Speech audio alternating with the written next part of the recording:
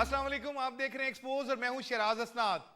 नाज़रीन, आज के प्रोग्राम में हम एक्सपोज करेंगे बिजली चोरी की वजूहात और आपको सरकारी इदादोशुमार बताएंगे जिसमें यह बताया गया है कि सबसे ज्यादा जो महकमा बिजली और उनके डिस्कोस को जो नुकसान हो रहा है वो बिजली चोरी की वजह से, और उसका खुमियाजा डायरेक्टली आम आवाम को भुगतना पड़ रहा है। यानी मुझे और आपको जो बिजली चोरी लोग करते हैं उसका खुमियाजा भुगतना पड़ रहा है, और हमें डिक्टेशन बिल के नाम पे, ओवर बिलिंग के नाम पे वो बिल अदा करने पड़ते हैं जो हमने बिजली इस्तेमाल ही नहीं की होती। गर्मी की आमद और उसके साथ ही हर साल की तरह इस साल भी मुल्क में बिजली का बहरान पैदा हो जाएगा।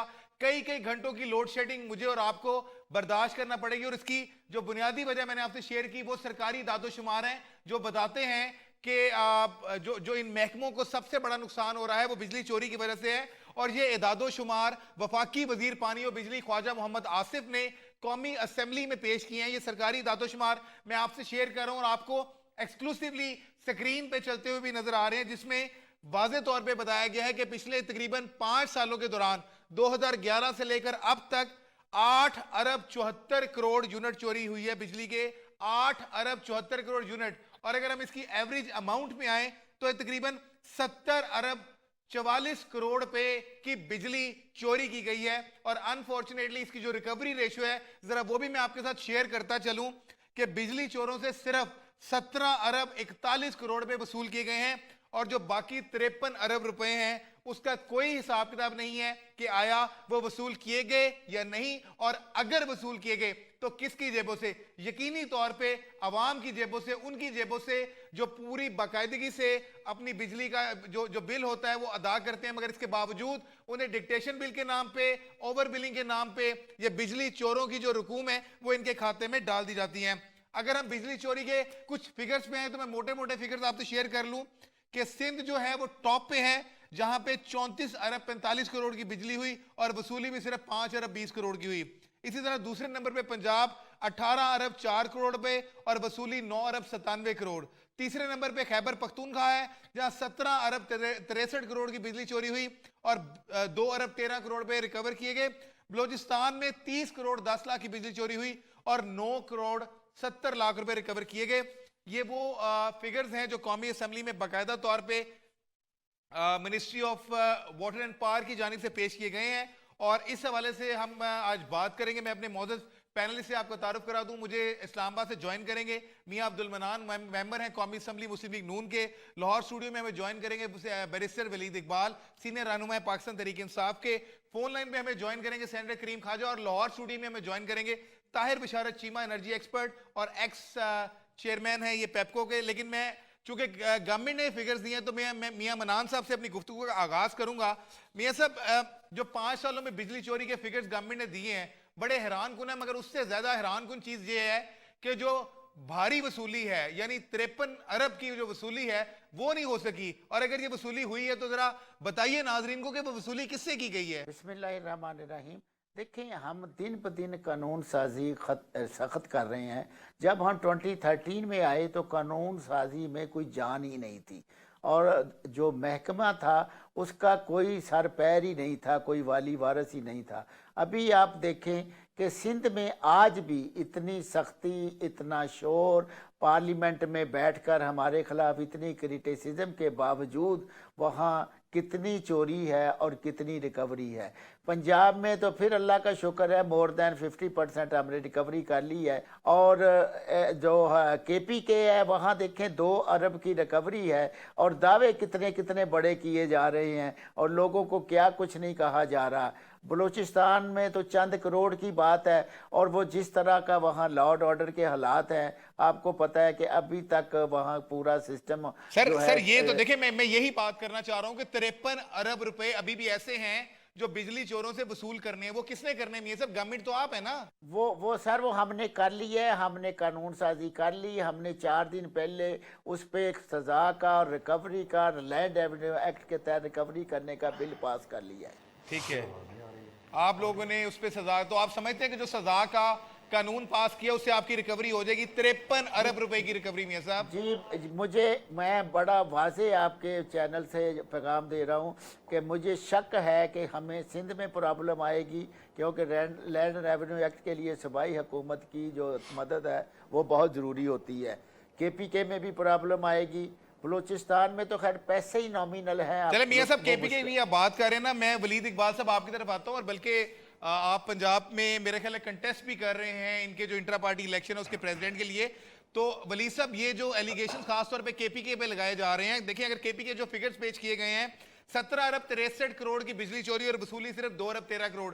गवर्नमेंट के मेजर एलिगेशंस KPK गवर्नमेंट के साथ यही हैं कि वो सपोर्ट नहीं करते बिजली चोरी रोकने के लिए और रिकवरीज के लिए। चूंकि आप PTI को रिप्रेजेंट कर रहे हैं तो इस बारे में आपका क्या मौकफ है? जी सबसे पहले थैंक यू वेरी मच जी। आपने दुरुस्त फरमाया, मैं इंटर पार्टी इलेक्शन जो है हमारा जो अभी होने वाला है मैं उसमें लाहौर की सदारत के लिए, ये ऐसे बात दुरुस्त नहीं है जी। इलेक्ट्रिसिटी थेफ्ट जो है ये तो एक ऐसी चीज़ है जो कि जिसको आप कोई रीजनल या एथनिक नहीं कह सकते, ये दुनिया भर में होती है और बहुत बिलियंस ऑफ डॉलर्स के कुछ मुल्कों में, डेवलपिंग मुल्कों में ज़्यादा होती है। इसका अभी माहिर भी बैठे हैं साथ, ये भी वाजे करेंगे कि इसका ताल्लुक कुछ हद तक रेट ऑफ द स्टेट से भी होता है, बल्कि काफ़ी हद तक उससे होता है। जहाँ रेट ऑफ द स्टेट मौजूद होती है वहाँ पे इसकी और भी वजूहात होती हैं, लेकिन जहाँ रेट ऑफ द स्टेट मौजूद होती है वहाँ आप देखते हैं कि ये कम होती है, और जहाँ रेट ऑफ द स्टेट जो है उसका वो उनमें एक इन्वर्स रिलेशनशिप है, जहाँ रेट ऑफ द स्टेट कम है तो ये यहाँ ज़्यादा हो जाती है। और चीमा साहब अभी बताएंगे कि जिस ज़माने में एक ज़माने में वो स्वात गए तो वहाँ सबसे कम थेफ्ट थी क्योंकि वो बड़ा पीसफुल इलाका था, और फिर वो वहाँ सारे वो मुल्ला फजलुल्लाह और इस तरह की कार्रवाइयाँ हुई। तो सबको इस बात का एहसास है कि खैबर पख्तूनख्वा एक ऐसा सूबा है जिसमें ये बहुत से मसाइल हैं और ये बहुत जिसे कहते हैं बेचैन किस्म का सूबा है। हमें तो अभी 2-2.5 साल हुए हैं इसको संभाले हुए सारे मामले को, और अगर कोई ऐसी बात है तो आप कल देखिए कि आबिद शेर अली साहब ने क्या हुकूमत की कोऑपरेशन का जहां तक ताल्लुक है वफाक और सूबों के दरमियान, तो उसमें आबिद शेर अली साहब ने तो बड़ी एक मिसाली जो है एक दावा किया कि जी हमने जो हाइडल टैरिफ का डिफरेंशियल था, कितने अरसे से खैबर पख्तूनख्वा का और फेडरल गवर्नमेंट का मसला चल रहा था, और उन्होंने इल्जाम लगाया कि जी PPP और ANP की गवर्नमेंट नहीं कर सकी, लेकिन हम दोनों ने मिलकर कर लिया है कि PTI की गवर्नमेंट एक तरफ और फेडरल गवर्नमेंट दूसरी तरफ। एक और इशू अभी आउटस्टैंडिंग रहता है, उस पर भी हमारी गुफ्तगू ठीक है। वलीद साहब मुझे यहाँ पे एक ब्रेक लेनी है, मैं ब्रेक के बाद वापस आऊंगा और जो हाइडल के दादोशुमार है वो भी जानूंगा, और ताहिर बशियारत चीमा साहब को इन्वॉल्व करूंगा क्योंकि वो असल में एनर्जी एक्सपर्ट हैं। वो बताएंगे कि 53 अरब की वसूली अगर हुई है तो किस तरह हुई है, और नहीं हुई तो क्यों नहीं हो रही, ये सब कुछ जानेंगे मगर इस वक्फे के बाद।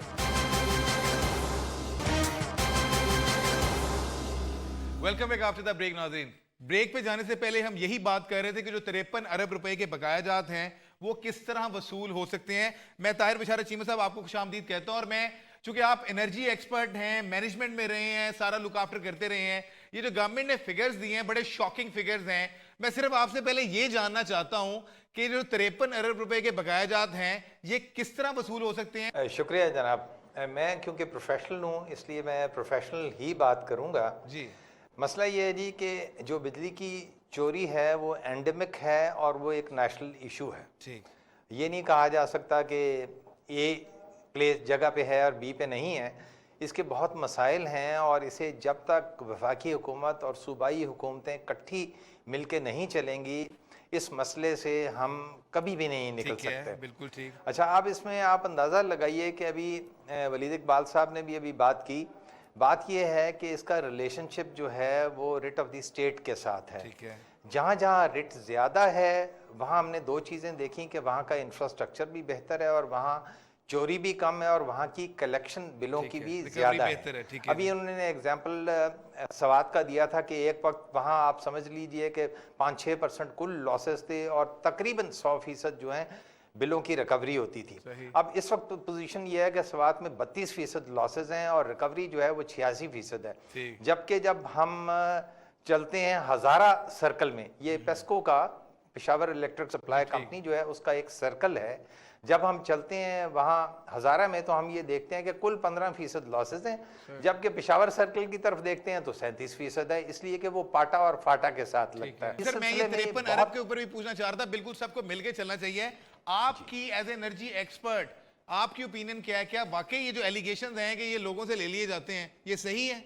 मैं थोड़ा सा अर्ज करूं कि ये बहुत सारी मिथ्स जो है ना जी, ये गलत बातें बनी हुई हैं कि पैसे ले लिए जाती हैं, खा लिए जाते हैं। मसाइल हैं पावर सेक्टर में, और पावर सेक्टर के जो लोग हैं उनमें भी बहुत मसाइल हैं, और ये भी कई वाकयात ऐसे हुए हैं कि चोरी को छुपाने के लिए जो शरीफजादे हैं उन्हें बिल डाल दिए गए हैं, लेकिन चोरी बहुत ज्यादा है। ये बदकिस्मती है पाकिस्तान की कि यहाँ चोरी जो है उसके साथ साथ सीना जो जोरी भी है, खाली चोरी नहीं है। और बिल देना जो है वो समझा जाता है कि कमजोर का जिसे कहते हैं शायबा है। ये सारी चीजें दुरुस्त होने वाली हैं। मैं चीमा साहब आप पे दोबारा आता हूं, लेकिन मैं सिर्फ यहाँ पे ना ख्वाजा आसिफ साहब ने जो एक स्टेटमेंट दी है और जो ओन किया है, वो ये ओन कर रहे हैं कि बिजली चोरी में कुछ सरकारी एहलकार मुलविस हैं। आइए नाज़रीन आपको सुनाते हैं ख्वाजा आसिफ ने क्या कहा। गवादर से लेके फाटा तक जो है, अगर वापडा के या डिस्कोस के मुलाजमीन चाहें तो कोई बंदा चोरी नहीं कर सकता।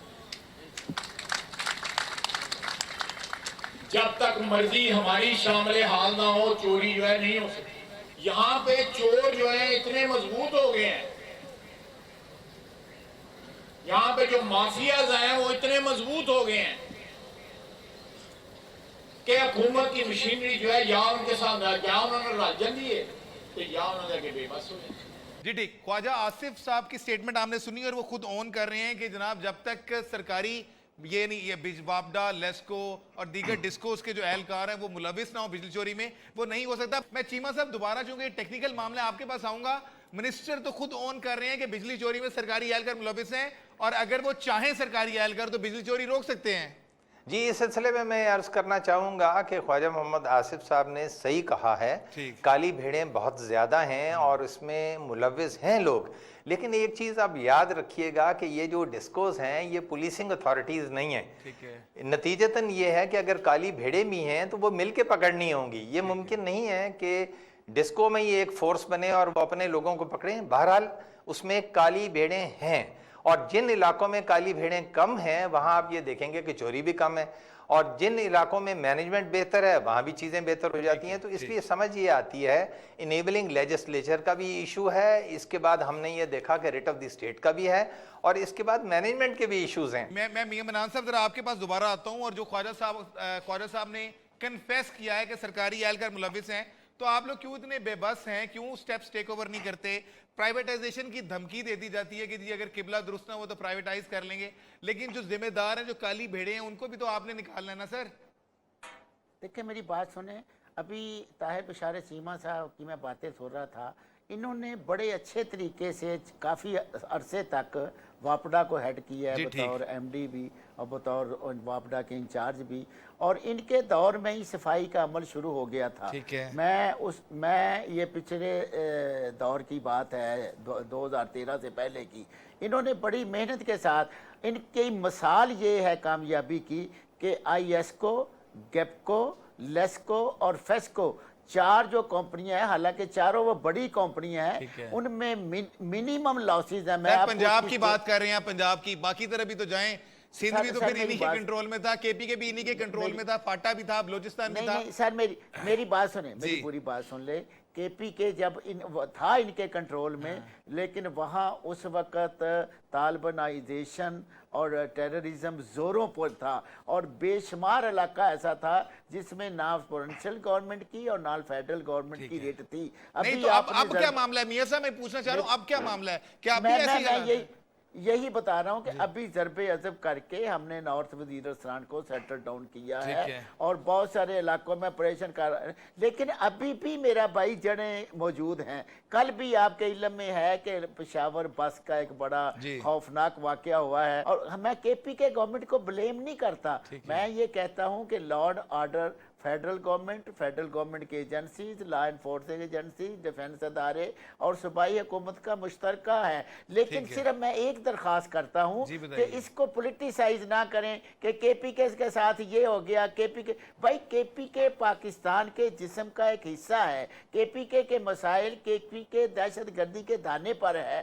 केपी के साथ हम कंधे से कंधा जोड़कर ये जंग लड़ भी रहे हैं। सिर्फ ये है कि जो सेटल्ड एरिया है वहाँ से चोरी को कंट्रोल करने के लिए सूबाई वो गवर्नमेंट को काम स्टेप्स लेने चाहिए। मैं वलीद इकबाल से दोबारा आपकी तरफ आता हूँ। कुछ स्टेप्स जो गवर्नमेंट ने ऑन किए नेशनल असेंबली में जो बिजली चोरी के हवाले से उनका ये कहना था कि जनाब कुंडा कनेक्शंस के हवाले से सर्वे मुकम्मल कर ली गई हैं, FIRs लॉन्च की जा रही हैं, इंटेंसिव पॉलिसीज पे बनाई जा रही है, अर्ली रेड्स जो सुबह के औकात में की जाती हैं वो की जा रही हैं, टास्क फोर्सेस बना दी गई हैं, रिवॉर्ड दिए जा रहे हैं डिटेक्शन ऑफ थेफ्ट पे, भारी पनिशमेंट है, लॉ जो है उसको अमेंड किया गया है, अवेयरनेस कैंपेन्स की गई। आप समझते हैं जो सारे स्टेप्स गवर्नमेंट ने लिए हैं वो ठीक है? मैं इसका जवाब आपसे जानूंगा मगर इस वक्फे के बाद। Welcome back after the break. नाज़रीन, ब्रेक पे जाने से पहले हमने वलीद साहब के आगे ये सवाल उठाया कि क्या जो गवर्नमेंट ने स्टेप्स लिए हैं वो उनसे एग्री करते हैं कि नहीं करते। जी वलीद साहब। देखें जी, ये जितने स्टेप्स ऐसे हों, मैं अब आपको एक उसूलन एक किताबी बात बताता हूँ। ये जो सारी बातें आपने की हैं और अगर वो हुकूमत दावा कर रही है कि उन्होंने की हैं, आपको ये नजर आ बड़े रही अच्छे है नहीं, ये बड़े अच्छे स्टेप्स हैं। नहीं, आपको ऐसे नजर आ रही है कवानीन कहीं पे? बनाना, ऐसी सर्वेज करना, ऐसा डेटा सर इकट्ठा करना। प्रैक्टिकल ग्राउंड्स पे ये इंप्लीमेंटेशन है, ये स्टेप्स हैं, मैं ये पूछना चाह रहा हूँ मैं बिल्कुल, मैं आज उसी तरफ जी, रहा था प्लीज, और चीमा साहब फरमा रहे थे ना, वो एक्सपर्ट हैं तो वो एक्सपर्ट वाली बात करेंगे। मैं किसी और फील्ड का आदमी हूँ, कानून के अलावा ये पॉलिटिक्स की फील्ड में। मैं आपको बिल्कुल सीधी सीधी बात अर्ज करता हूँ।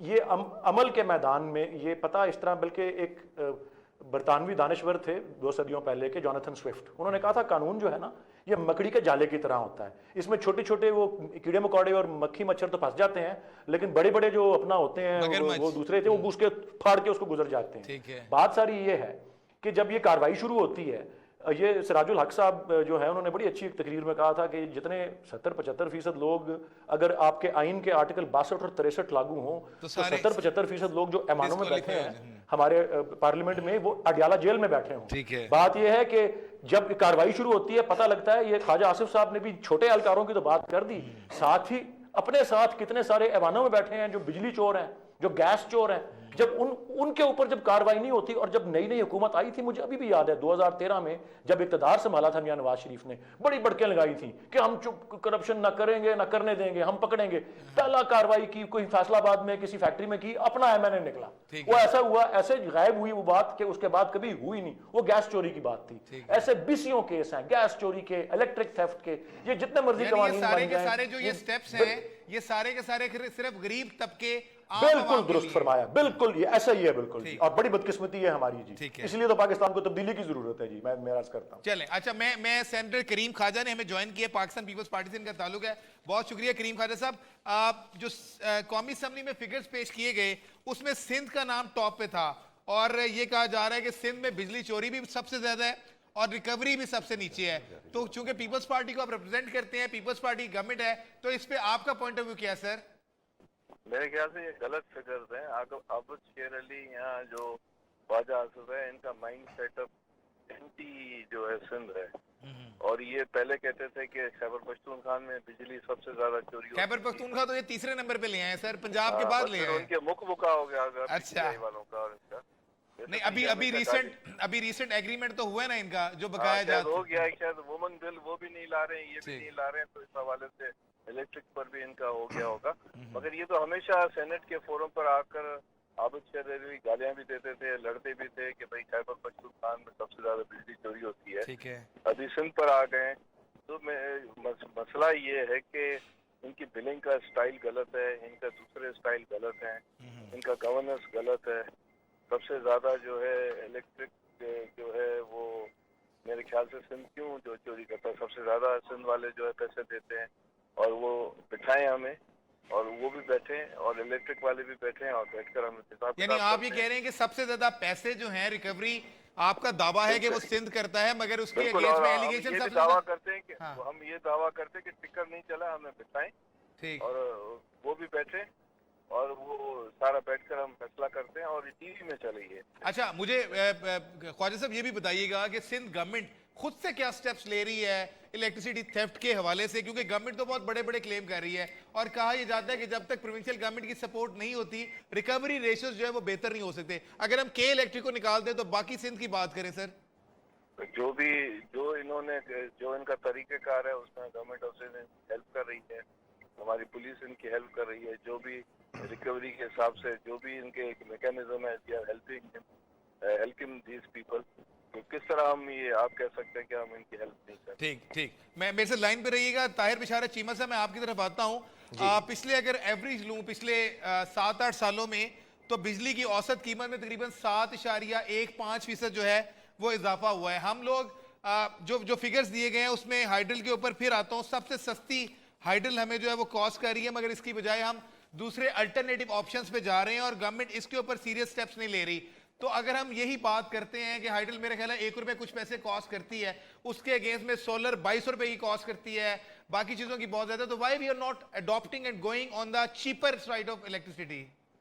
आपकी बात जो है ना जी, वो इंतहाई वजन रखती है। पहले वाली हाइडल एनर्जी है वो संक कॉस्ट की बुनियाद पे बनी है, यानी कि नेशनल बजट में से पैसे लगे थे, नतीजतन उस पर फाइनेंशियल कॉस्ट नहीं है, और अब वो 2 रुपये और 59 पैसे बन गई है, जो किसी ज़माने में 1.5 ही थी। बहरहाल अब 2 रुपये 59 पैसे फी यूनिट है, फिर भी सबसे लेकिन फिर भी सस्ती सर है। सबसे सस्ती जी बिल्कुल बिल्कुल सस्ती है। लेकिन ये मैं आपको अर्ज कर दूं कि जो नए प्लांट्स लगेंगे उन पे क्योंकि फाइनेंशियल कॉस्ट होगी, बजट में से नहीं बनेंगे, वो मुकाबलतन महंगे होंगे। बियामीर बादशाह की जो प्राइस है वो 14-15 रुपए होगी पहले 10 साल, फिर ठीक हो जाएगी। जी, एक सादा सवाल यही करना चाह रहा हूं कि जिस वक्त आप कोल पावर प्लांट्स की बात कर रहे हैं, गैस की बात कर रहे हैं, तो वो भी तो इन्वेस्टमेंट है ना, तो why you are not moving for the hydel sir?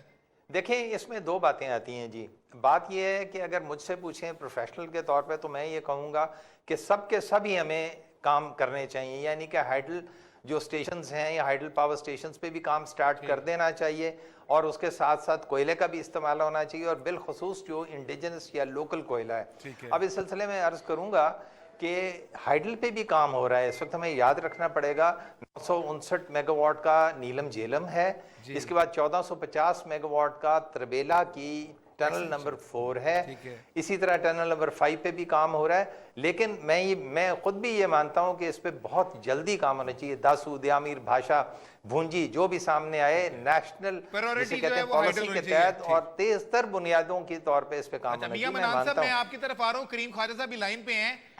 वो जो बात कर रहे हैं वो तो स्टेट एलिगेशन पीएमएलएन पे लगा रहे हैं, और उनका ये कहना है कि आबिद शेर अली साहब सेनेट के फ्लोर पे खड़े होकर केपी के गवर्नमेंट को क्रिटिसाइज करते रहे हैं, बल्कि उन्हें अब्यूसिव लैंग्वेज इस्तेमाल करते रहे हैं। अब जबकि आपके मामला केपी के गवर्नमेंट से थोड़ा सेटल डाउन हो गए हैं, तो फिर सिंध आपको बचा और सिंध के ऊपर एलिगेशन स्टार्ट कर दिए हैं। वो ये चैलेंज करते हैं कि जितने भी इदादोशुमार पेश किए गए हैं वो गलत हैं, और सिंध में बिजली चोरी की वो रेशो नहीं है जो आप लोग प्रेजेंट कर रहे हैं। देखिए, मेरी बात सुने, करीम ख्वाजा साहब भोले आदमी हैं। मेरे साथ नवीद कमर साहब और सैयद खुर्शीद शाह साहब पे पब्लिक अकाउंट कमेटी में मेंबर हैं। करीम ख्वाजा साहब कल आ जाएं या अगले वीक आ जाएं, मैं इनके दोनों साहबान के साथ बैठाकर ये साबित करूंगा कि जो अदादो शुमार हेस्को और सेप्को के दिए गए हैं वो 101% सही है। अब देखिए, कराची तो के इलेक्ट्रिक में निकल गया सारा, अब पीछे रह गई 2 कंपनियां।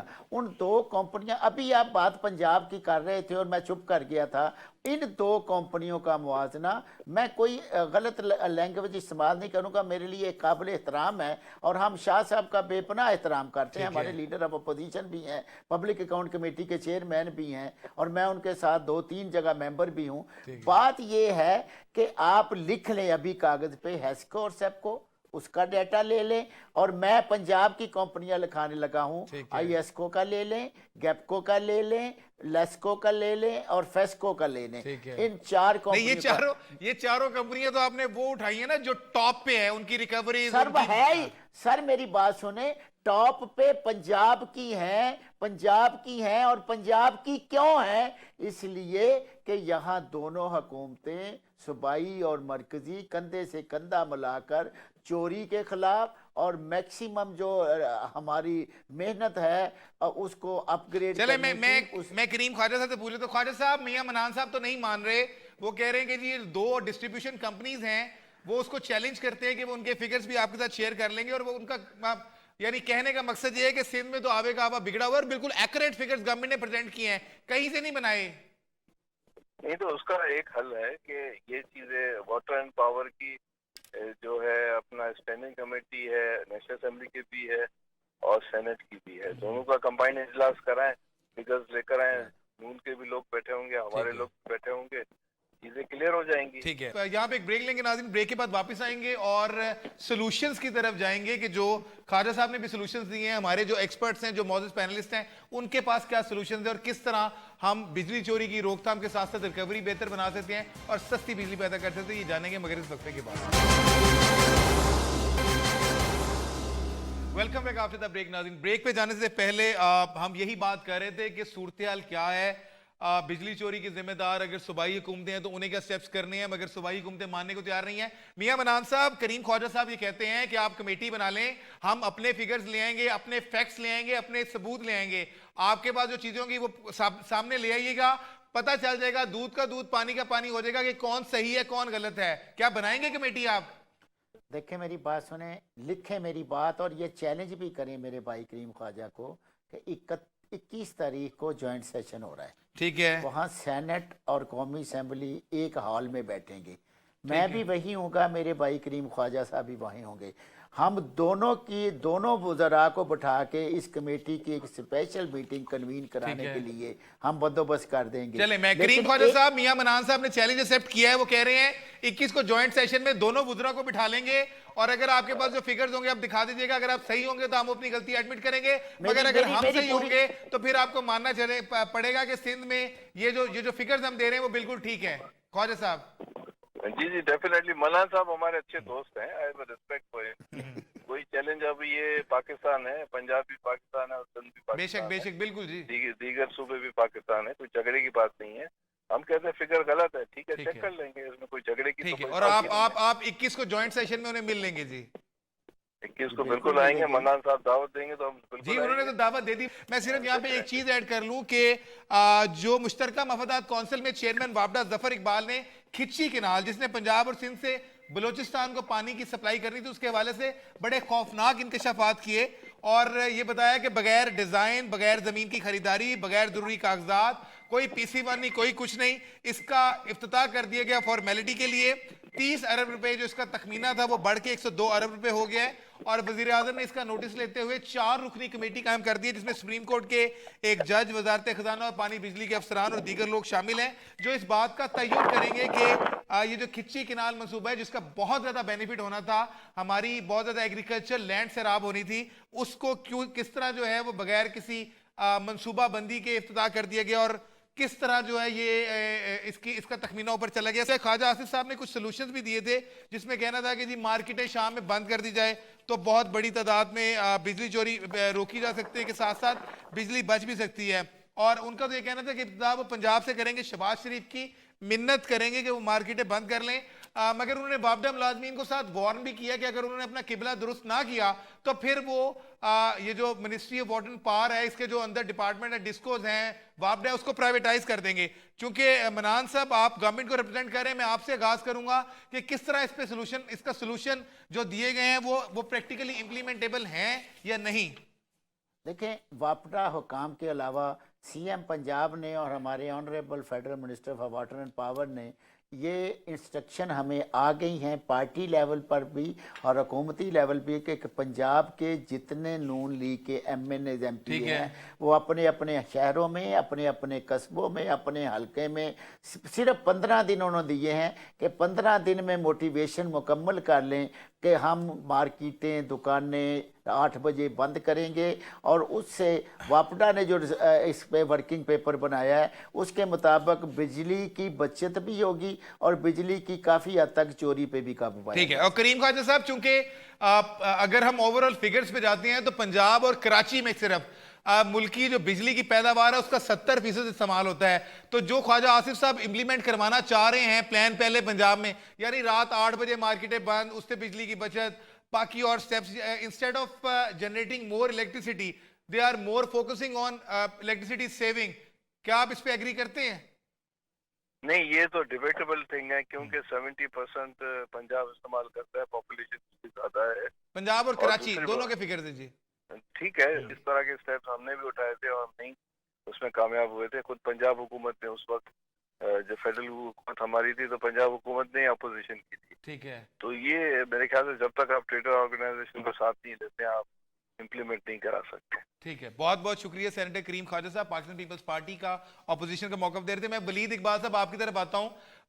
पहले तो यही कि हाइड्रो की बात हो रही है, तो केपीके के हवाले से हाइड्रो पे सुना है आप लोग कुछ काम कर रहे हैं, वो क्या है, क्या वाकई वो प्रैक्टिकल ग्राउंड पे कहीं स्टैंड कर रहे हैं? और दूसरा, करीम ख्वाजा साहब ने भी ये एलिगेशन लगाया कि आपके मामला जो है वो पंजाब या फेडरल गवर्नमेंट के साथ खास तौर पे सेटल डाउन हो गए हैं, जिसकी वजह से आप केपीके से जो तीर हैं वो उठा के सिंध में बरसाए जा रहे हैं। क्या कहते हैं? जी, मैं ये ज़रूर एक्नॉलेज करता हूँ कि कोई 80 अरब रुपए के करीब की वो हाइडल की सेटलमेंट जो थी वो सूबाई हुकूमत और वफाकी हुकूमत ने सक्सेसफुली कर ली।